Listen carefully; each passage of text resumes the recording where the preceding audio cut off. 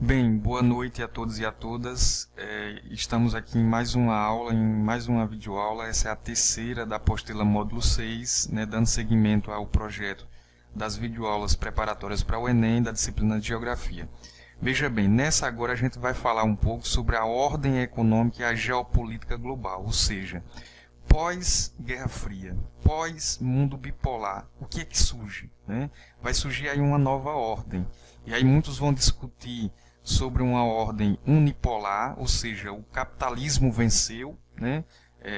Alguns teóricos, inclusive, declaram o fim da história, como Fukuyama, que é um autor norte-americano, ele vai dizer que ele declara o fim da história. Ora, o socialismo morreu, né, acabou, e o capitalismo venceu, prevaleceu. Então, ele vai pregar um mundo unipolar, né? No entanto, há uma discussão muito profunda de um mundo multipolar. Vão surgir aí alguns polos de poder econômico, né, com outras potências econômicas hegemonizando as regiões ao seu redor, certo? Então, há essa discussão muito grande sobre o regime, sobre essa nova ordem mundial, né? E aí é dentro dessa lógica que a gente ainda vai discutir o surgimento de uma ordem econômica advinda da Conferência de Bretton Woods, né, lá nos Estados Unidos.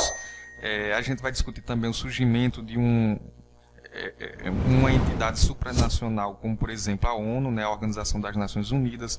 Vamos discutir o surgimento das economias emergentes, dos blocos econômicos, da globalização, né, da terceira revolução industrial.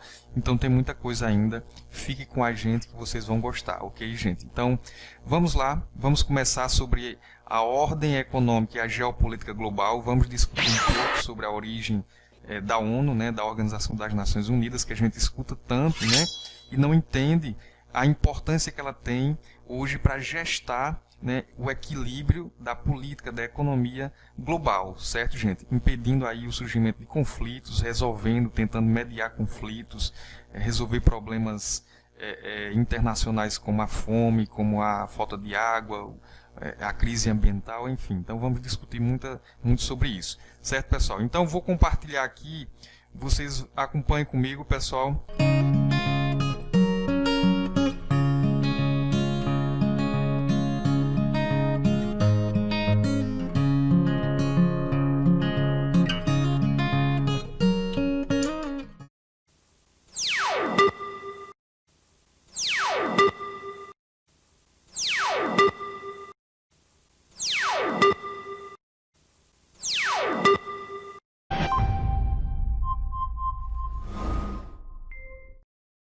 Vamos lá. Olha só, aqui vocês têm, pessoal, a apostila módulo 6, né, aula 3, né, a ordem econômica e geopolítica global, né, ordem econômica e geopolítica global, apostila módulo 6. E aí nós começamos a discutir aqui o surgimento da ONU, certo, pessoal? Então vamos lá. A ONU, a Organização das Nações Unidas, ela foi criada em 1945. Pós Segunda Guerra Mundial. Então a Segunda Guerra Mundial, que foi o último grande conflito do século XX, né, ainda na primeira metade do século XX, né, de 1939 a 1945, deixou o mundo arrasado do ponto de vista das condições da materialidade da reprodução do capitalismo, né, que são as indústrias, as cidades, né, a produção agrícola, enfim, tudo arrasado. No entanto, os países eles se reúnem pós Segunda Guerra Mundial para decidir um período de paz, né, no mundo, né? E aí tem o objetivo de criar a ONU nessa perspectiva. Olha, representantes de 51 países reunidos na Conferência de São Francisco, nos Estados Unidos, eles criaram a Organização das Nações Unidas, a ONU, né? Objetivo: preservar a paz e a segurança no mundo, impedindo que viesse a acontecer um terceiro conflito, certo, pessoal? Mas não só esse o objetivo, não é só preservar a paz, não é só manter relações diplomáticas entre as nações e manter a paz.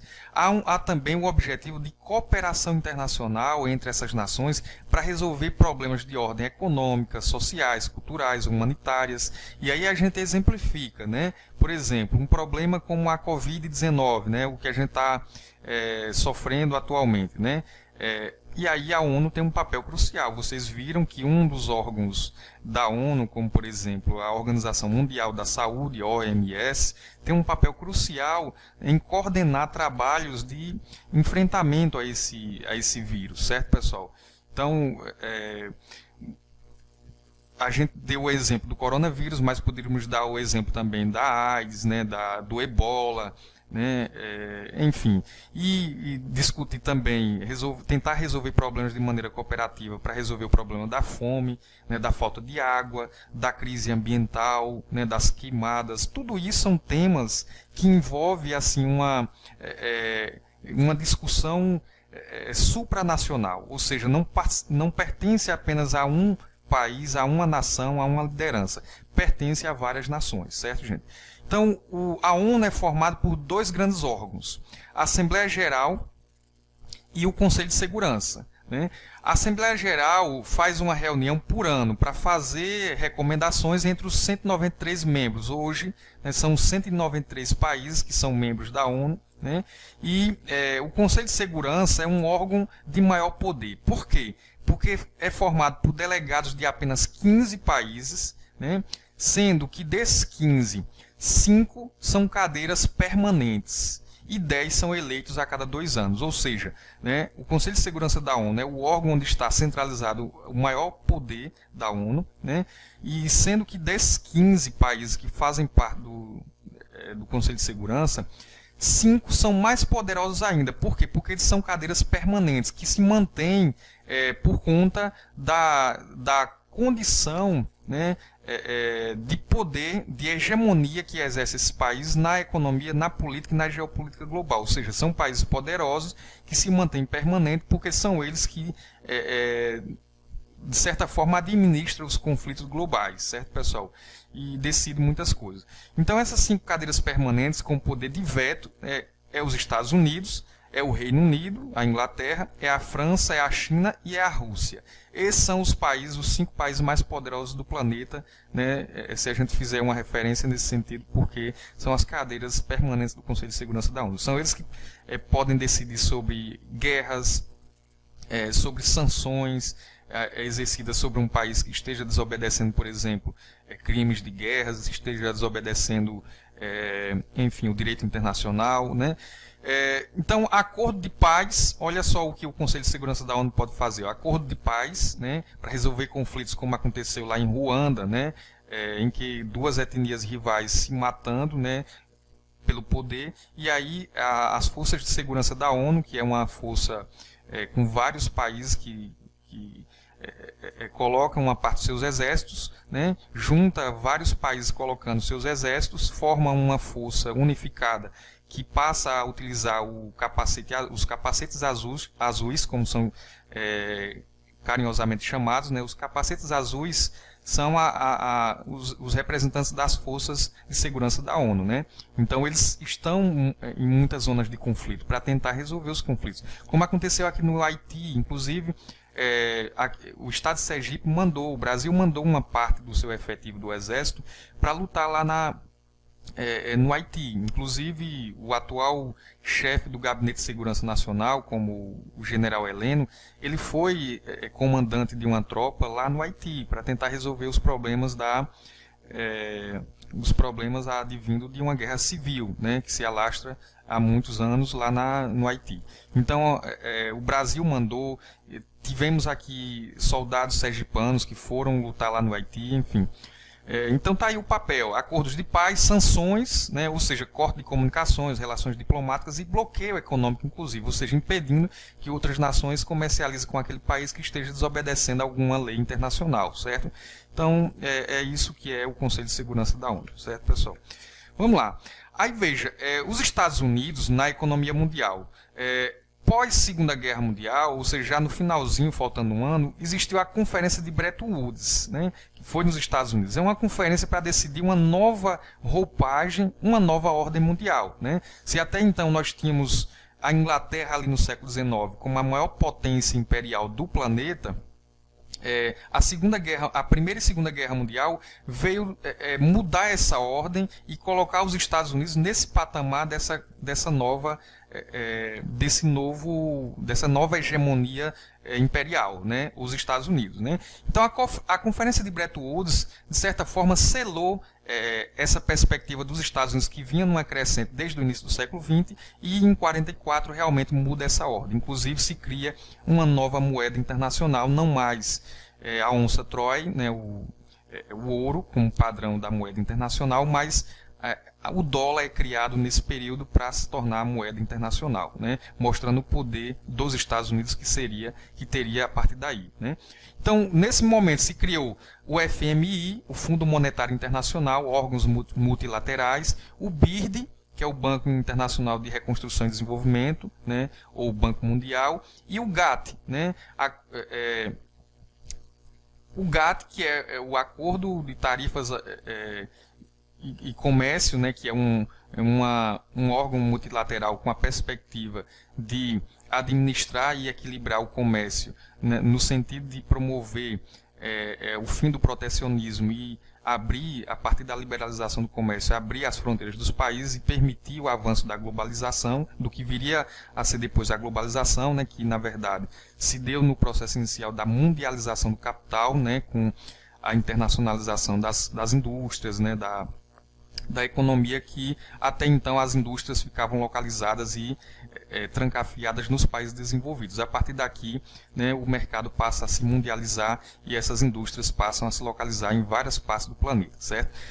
Ocorre a planejar a estabilização da economia mundial. O objetivo de Bretton Woods era planejar essa estabilização da economia e impedir que ocorresse, né, por exemplo, uma nova crise do capitalismo global, como aconteceu a crise de 1929, né, com o crash da Bolsa de Valores de Nova York, né?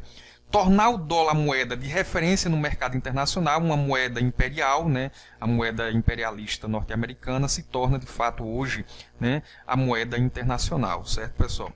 Aí veja, a Conferência de Bretton Woods objetivava recuperar a economia do pós-guerra e a estabilidade da economia, tornar o dólar-ouro um novo padrão monetário, né, o Banco Central, o Fed, né, que é o Banco Central americano, ele garante uma taxa de uma paridade fixa de $35 por onça Troy, ou seja, 31,1 gramas de ouro. Então há uma paridade e o dólar se torna essa moeda internacional. O objetivo era convocar uma nova ordem mundial que impedisse desastres financeiros, como que aconteceu com a Grande Depressão de 30, como eu já comentei, né? O Banco Internacional de Reconstrução e Desenvolvimento, como eu já tinha falado, o BIRD, e o Fundo Monetário Internacional, FMI, com sede em Washington. Então esses bancos, apesar de se colocar como Fundo Monetário Internacional, mas na verdade é um controle muito forte da economia norte-americana. Não é à toa que são bancos que estão localizados justamente em Washington, né, que é a capital dos Estados Unidos, né? Qual o objetivo deles, né? Financiar projetos, assistência técnica, empréstimos aos países em dificuldades financeiras, né? Só que veja, parece que são objetivos alvissareiros, né? Objetivos bondosos, né? De caridade. Na verdade, essa assistência técnica, esses empréstimos, eles fizeram bem às economias pobres que outrora foram colônias de exploração, que sofreram na pele e deixaram marcas, cicatrizes que nunca mais cicatrizaram, né? Foi o quê?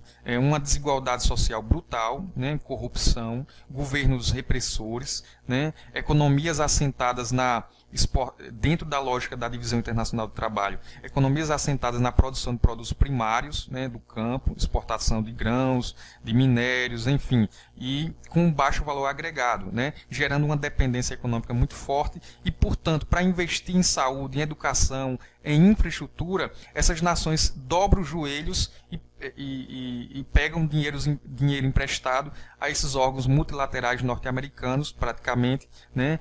Para quê? Para investir na sua nas suas deficiências. Isso gera o quê? Isso gera uma dependência sem fim, porque esses empréstimos tornam o país refém, né, uma verdadeira nova colônia, uma nova forma de colonizar. Por quê? Ao tomar emprestado esse dinheiro, né, a nação se torna escrava para pagar para o resto da vida juros em cima de juros. Os juros vão virando bola de neve. A população trabalha o ano inteiro para grande parte do orçamento, né, se tornar grande parte do orçamento e do PIB, do Produto Interno Bruto dessas nações, são voltados para pagar serviços da rolagem da dívida pública, né, da dívida. Né? Então, por quê? Porque os juros são extorsivos, certo, gente?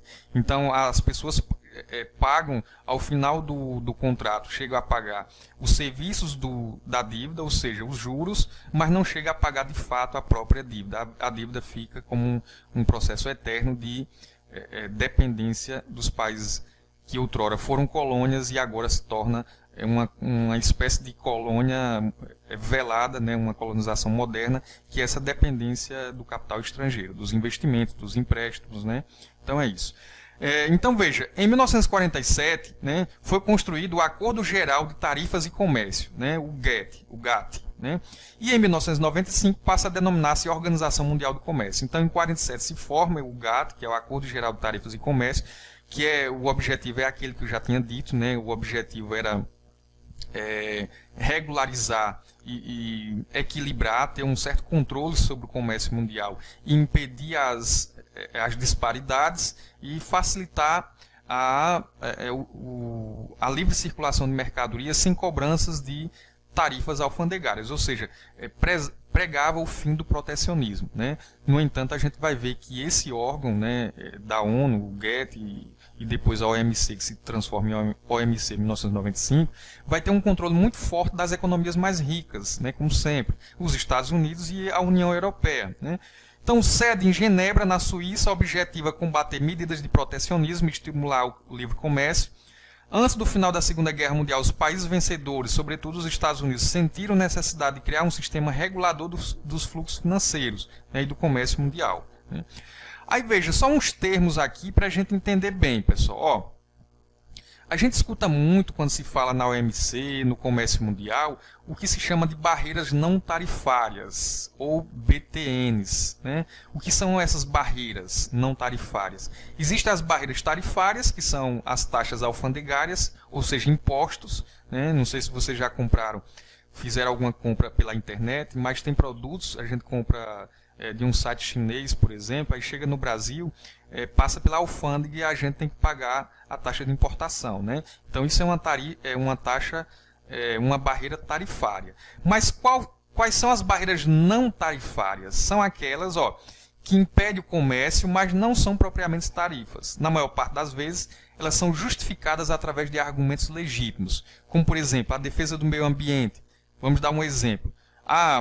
O Brasil produziu soja, mas de repente para produzir soja teve que destruir a floresta amazônica.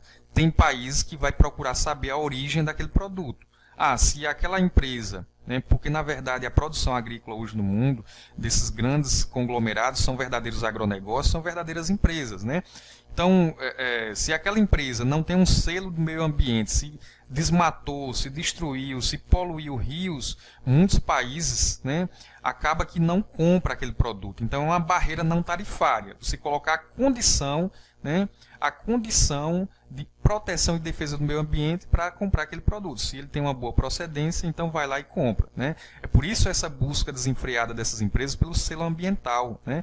Por isso aqueles comerciais de TV, aqueles falsos comerciais, né, que colocam um monte de empresa que paga rios de dinheiro para passar na Rede Globo, nos comerciais, dizendo que tem um compromisso social, tem um compromisso com o meio ambiente, né? Haja vista a Natura, né, que sempre coloca aqueles produtos extraídos da Amazônia, mas diz que pratica o reflorestamento, né? Quem sabe, né? Será que é verdade? Então, na maior parte das vezes, então, a defesa do meio ambiente, da saúde, né? Por exemplo, para chegar o nosso frango na Europa, o Brasil é grande exportador de frango para a Europa. Né? É claro que o nosso frango não é qualquer um que vai chegar lá, não é um produtor qualquer. É aquele produtor rural, né? Aquele grande aquela grande empresa que produz uma grande quantidade de pintos, né, que cresce em pouco tempo, com uso de ração, confinados, né, com equipamentos, enfim, refrigeração, enfim. Então, esse frango ele tem um selo de qualidade, né, de higiene, né? Então, a vigilância, a defesa sanitária, né, o que se chama também de barreiras fitossanitárias, né? É quando o produto chega lá, uma comida, por exemplo, o frango chega na Europa, passa na alfândega e eles vão fazer análise sanitária, se aquele frango é de boa procedência, né, se ele teve toda a higiene necessária e manteve a saúde para comprar de qualidade. E a proteção contra o trabalho infantil também. Existe também o chamado dumping social, ou seja, exploração do trabalhador. Pode levar os países desenvolvidos a rejeitarem produtos do mundo em desenvolvimento, né? Então vamos dar um exemplo. Muitas mercadorias que a gente consome, né, lá da China, da Tailândia, né? Muitas dessas mercadorias a gente consome por um preço barato, mas não sabe que muitas delas foram utilizadas mão de obra escrava, jovens, adolescentes, né, trabalhando de maneira escrava, recebendo salários miseráveis, em condições insalubres e às vezes obrigado a trabalhar sem parar, virando noites. Enfim, isso acontece, né? Tem alguns países que têm um compromisso social, acabam não comprando aquelas mercadorias sabendo que tem uma procedência do trabalho escravo. Então isso é um chamado dumping social. Subsídio. Os subsídios não são os BTNs, pois não impedem ou reduzem o comércio formalmente, mas ao restringirem preços e aumentar a quantidade produzida, eles distorcem o comércio, causando o mesmo impacto negativo que os BTNs.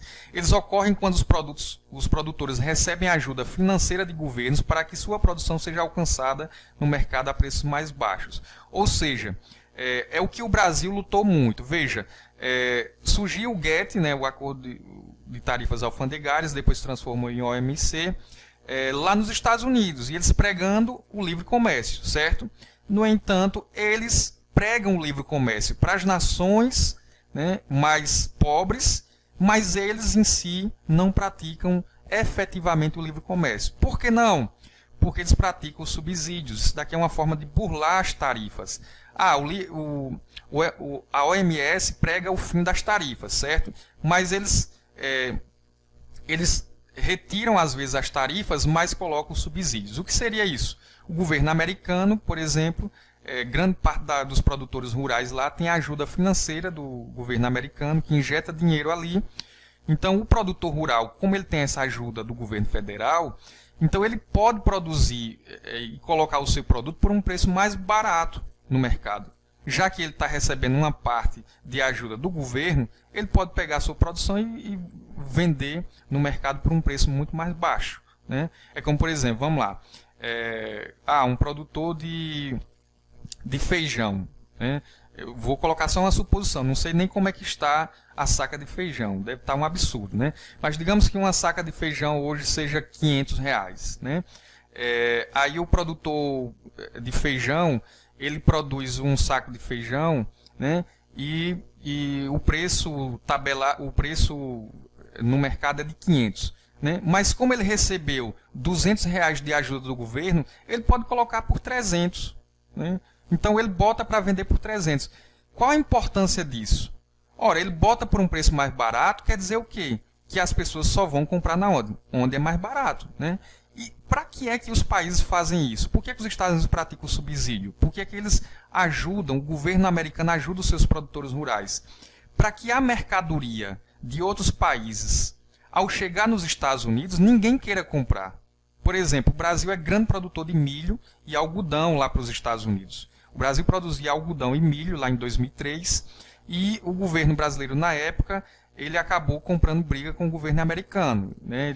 Chegaram a ter um certo desconforto nas relações diplomáticas por isso. Porque o Brasil era grande exportador de milho e algodão, mas quando chegava lá nos Estados Unidos, ninguém queria comprar. Por quê? Porque os produtores de milho e algodão lá nos Estados Unidos recebiam a ajuda do governo e colocavam por um preço mais barato para vender e as pessoas só queriam comprar, obviamente, no preço mais barato. É isso que são subsídios, viu, pessoal? Em 1975, é criado o Fórum de Debate sobre a Conjuntura Econômica e Política Mundial pelos 7 países mais ricos, o chamado G6, ou Grupo dos 6, grupo dos ricos, certo, pessoal? França, Estados Unidos, Alemanha, Reino Unido, Itália e Japão, nesse momento aqui, eram considerados os 6 países mais ricos. Aí criaram um fórum para debater a conjuntura econômica internacional, né? E em 1977 entra o Canadá e forma o G7, né? E em 97 entra a Rússia formando o G8. Então, a partir de 1997 a gente conhece esse grupo formado por França, Estados Unidos, Alemanha, Reino Unido, Itália, Japão, Canadá e Rússia como G8, grupo dos 8 países mais ricos. Existe a Conferência de Cancún em 2003. Na Conferência de Cancún, olha o que eu estava comentando aqui, olha. Estados Unidos e União Europeia, que são os maiores praticantes de subsídios agropecuários, apresentaram propostas com pouca liberalização para esses produtos. Tal fato mobilizou 20 países em desenvolvimento e tem aí a liderança do Brasil, na época o presidente Luiz Inácio Lula da Silva. Ele lidera esse grupo de 20 países e para formar um grupo de países que tem desvantagens em relação a essas potências como Estados Unidos e União Europeia, e eles montam essa espécie de coalizão de veto para impedir as negociações avançarem enquanto não ocorresse a liberalização do subsídio da agricultura lá nos Estados Unidos e na União Europeia, certo, pessoal? Esse grupo do G20, que se reuniu para combater na OMC os países mais poderosos, eles passaram a ser chamados de G20 comercial, né? O G20 comercial, financeiro ou industrial, certo, gente? Reúne a cada ano os ministros das finanças e governadores dos bancos centrais dos países do G8, né? Se reúne Alemanha, Canadá, Estados Unidos, França, Itália, Japão, Reino Unido e Rússia, juntamente com as nações que brigaram lá durante a Conferência de Cancún, né? Brasil, Argentina, México, China, Índia, Austrália, Indonésia, Arábia Saudita, África do Sul, Coreia do Sul, Turquia e União Europeia. Aqui vocês têm um mapa para mostrar os G20, certo, pessoal? Aqui na América, Canadá, Estados Unidos, México, Brasil, Argentina, aqui tem Rússia, China, Índia, Indonésia, Austrália, Arábia Saudita, Turquia, Reino Unido, França, Itália, Alemanha, certo? E África do Sul. Aqui são os G20. Né? Atualmente, a complexidade do cenário econômico descaracterizou-se após a crise de 2008, vem ganhando projeção do G20, certo, pessoal? Ou seja, aquele clube dos G8, dos países mais ricos, né, vem se descaracterizando, né? Mas os Estados Unidos é a grande potência. No entanto, começa a existir esses outros polos de poder econômico, né? A exemplo do Brasil, aqui na América do Sul, África do Sul, no sul da África, né? Essas nações passam a desbancar aí e ter um forte poder de decisão na economia mundial, certo? O G20 representa 2/3 da população mundial. Olha a importância e o poder de barganha. 88,7% do PIB do planeta. Então, está aí a importância de se discutir e de respeitar as decisões dessas nações. Estados Unidos, sozinho, do grupo do G20, apresenta um PIB aí, olha, 17 trilhões, né? Observe aqui, olha. Aqui nós temos em bilhões, né? Aí 17,419, a China com 10,360 milhões, o Japão 4,6, né? A Alemanha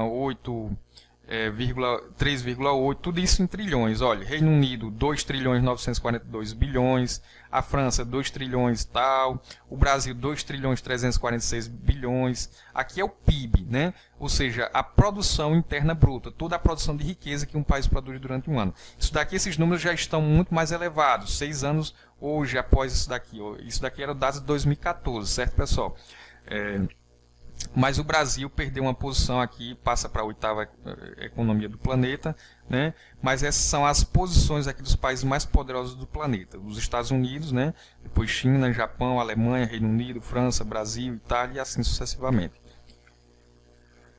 E aí nós chegamos na chamada ordem geopolítica. O que é a ordem geopolítica? É a ordem de controle, é a ordem da espacialização das relações de poder, ou seja, do controle territorial, né, econômico e político do mundo, certo, pessoal?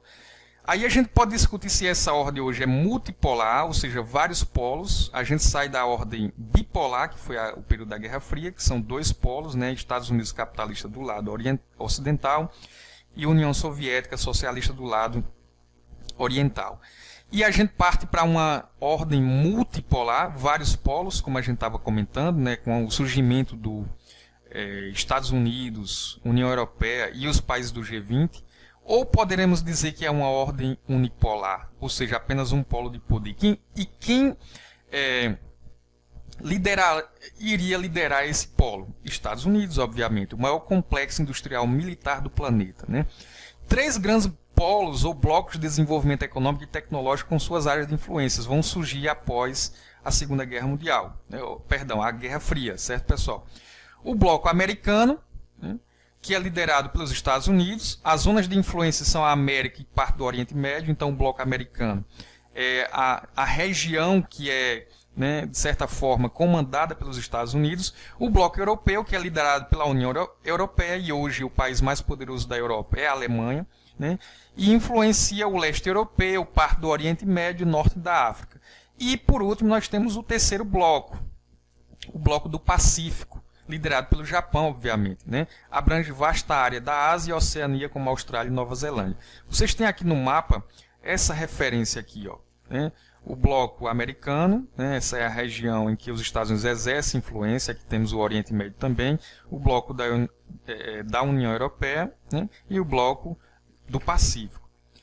Aí veja, nova ordem mundial, o mundo multipolar, com a reestruturação econômica dos países da Europa Ocidental, somada ao vertiginoso crescimento econômico japonês, configura-se, para além dos Estados Unidos, novos polos de poder no mundo, né? Vai surgir aí a China, o Japão, a Rússia, a Europa Ocidental, a África do Sul, o Brasil. Então vão surgir vários polos, né?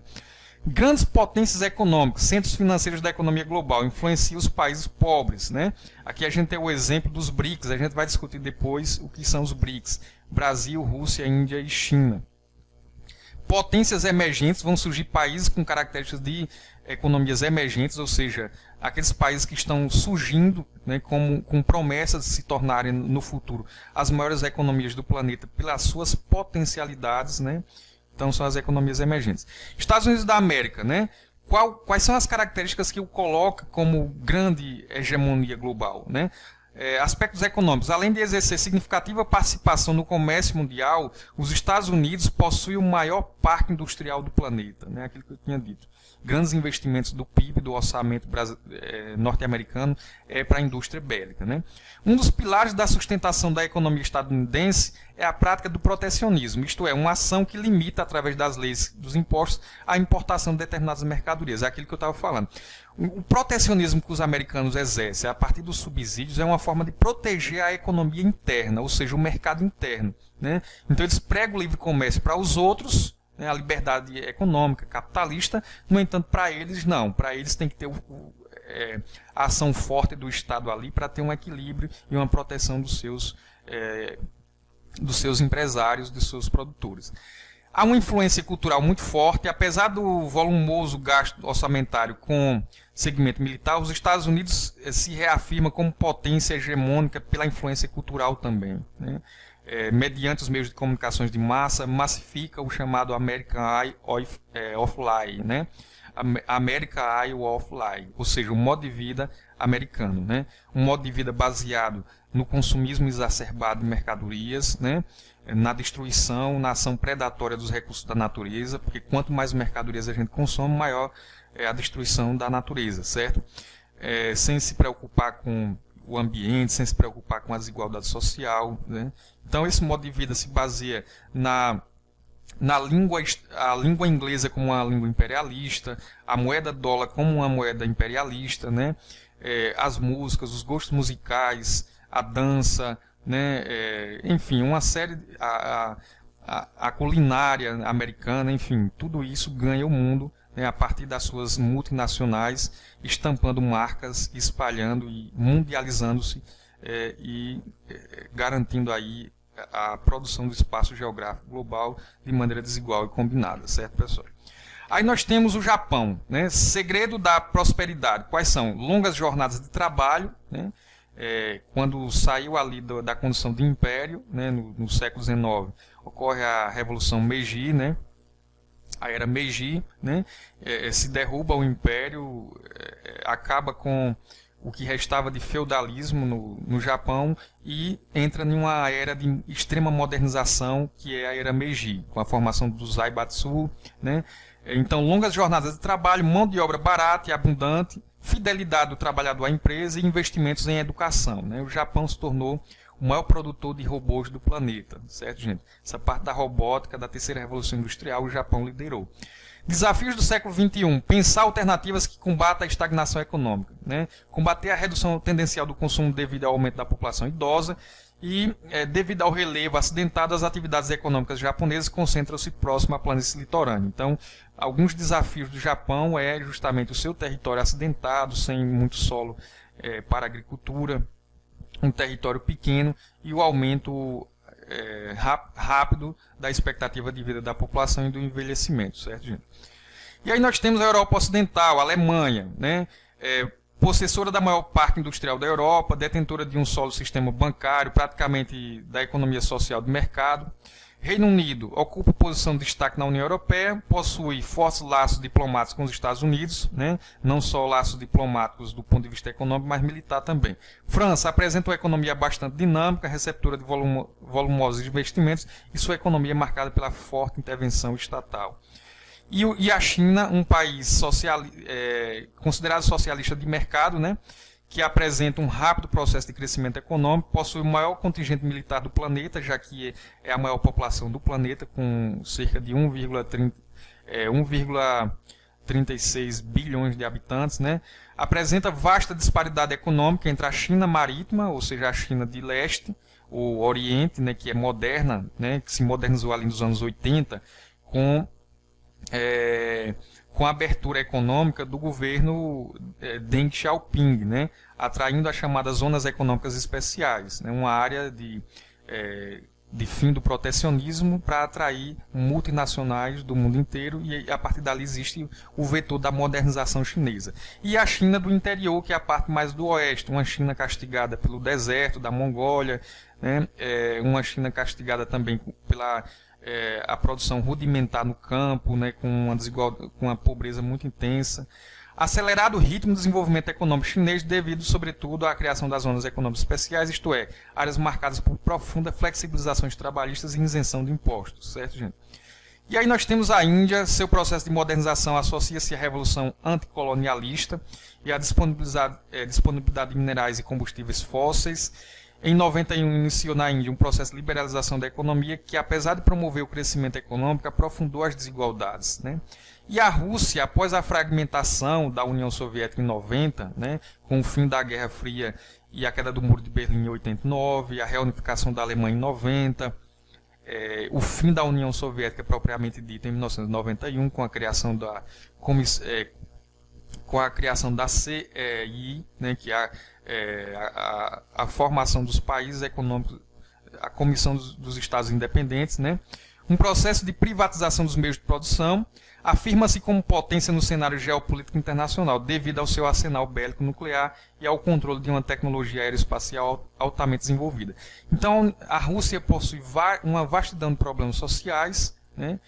Com um processo acelerado de privatização das suas estatais, né, com uma forte desigualdade social pela criação de uma classe abastada pelo burocratismo do Partido Comunista da antiga União Soviética, né? A Rússia herdou isso e manteve uma grande e uma profunda desigualdade social. No entanto, é um país que hoje é considerado uma potência e, inclusive, participa de uma das 5 cadeiras do Conselho de Segurança da ONU, né? Cadeiras permanentes, por conta da condição da potência do arsenal nuclear que ela guarda da época da Guerra Fria, certo? Então é um país que é muito respeitado.